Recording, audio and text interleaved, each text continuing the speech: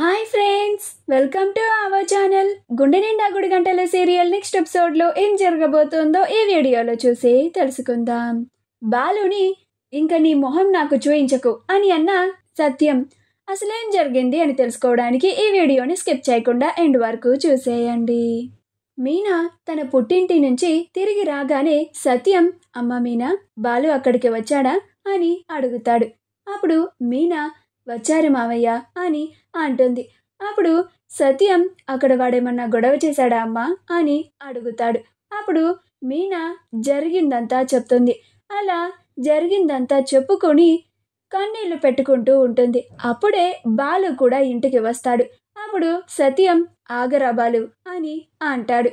అప్పుడు బాలు ఆగి, ఏంటి నాన్న అని అంటాడు. అప్పుడు సత్యం, మీ అత్తగారింటికి వెళ్ళావా అని అంటాడు. అప్పుడు బాలు, నేను వెళ్ళానో లేదో మీ కోడలు చెప్పే ఉంటుంది కదా అని అంటాడు. అప్పుడు సత్యం, అక్కడ గొడవ చేశావా అని అంటాడు.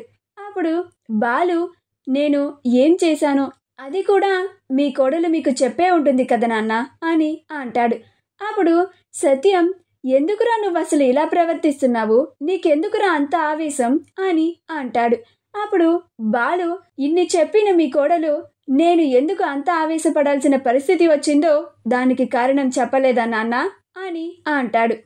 అప్పుడు సత్యం, శివ అన్న మాట తప్పే, కానీ శివ గురించి మీనా చూసుకుంటుంది కదా, లేకపోతే వాళ్ళ అమ్మ చూసుకుంటుంది కదా, నువ్వెందుకు చేయి చేసుకోవడం, అసలే ఒకసారి వాడిని చితకబాది వాడి చెయ్యిని విరక్కొట్టావు, ఇప్పుడు ఇన్ని మాటలు పడుతున్నావు, ఇన్ని గొడవలు పడడానికి కూడా కారణమయ్యావు, ఇప్పుడు మళ్ళీ వాళ్ళ నాన్న సంవత్సరకానికని వాళ్ళ ఇంటికి వెళ్ళి మళ్ళీ మరొక గొడవ చేసి మళ్ళీ అతన్ని తన్ని మళ్ళీ అందరినీ బాధ పెట్టి ఇంటికి రావాల్సినంత అవసరం ఏముందిరా అని అంటాడు. అప్పుడు బాలు, ఏంటి నాన్న నువ్వు కూడా, నేను ఎప్పుడైనా ఏదైనా కారణం లేకుండా ఎవరినైనా కొట్టడం కానీ అరవడం కానీ చేశానా, నేనెలాంటి వాణ్ణో నీకు తెలియదా, నువ్వు కూడా అందరిలా మాట్లాడుతున్నావేంటి నాన్న అని అంటాడు. అప్పుడు సత్యం, ఎంత తప్పు చేసినా కానీ కాస్త ఓపికగా కొన్ని సమయాల్లో మన ఆవేశాన్ని కోపాన్ని అదుపు చేసుకోవాలి రా బాలు, తనా మనా అని ఉండాలి అని అంటాడు.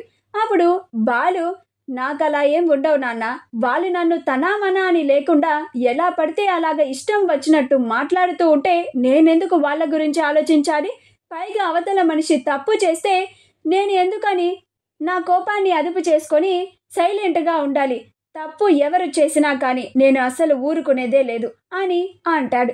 అప్పుడు ప్రభావతి, అసలు ఏం తప్పు చేశాడో చెప్పకుండా ఇన్ని రోజులు దాచి ఎందుకురా ఇన్ని గొడవలకి కారణం అవుతున్నావు, ఆ తప్పేంటో చెప్పేస్తే అందరికీ నువ్వెందుకు ఆ శివని కొట్టావో అర్థమైపోతుంది కదా, అప్పుడు ఎవరు తప్పు చేశారో మాకు ఒక విషయం తెలుస్తుంది, అప్పుడు నువ్వు తప్పు చేశావో లేక ఆ శివగాడు తప్పు చేశాడో మాకు అర్థమవుతుంది అని అంటుంది. ఆ మాటకి మాత్రం బాలు అస్సలు మాట్లాడడు, మౌనంగా ఉంటాడు. అప్పుడు మీనా అప్పుడన్న అసలు నిజం ఏమన్నా బయటికి చెప్తాడేమో అని చూస్తూ ఉంటుంది.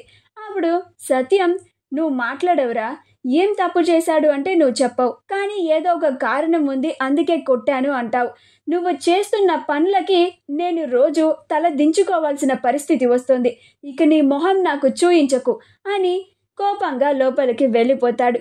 అప్పుడు బాలు, నాన్న నాన్న అని బాధపడుతూ ఉంటాడు. మా వీడియో కనుక మీకు నచ్చినట్లయితే లైక్ చేయండి, షేర్ చేయండి, మా ఛానల్ని సబ్స్క్రైబ్ చేసుకోండి, పక్కనే ఉన్న బెల్ ఐకాన్ని క్లిక్ చేయడం మాత్రం మర్చిపోకండి.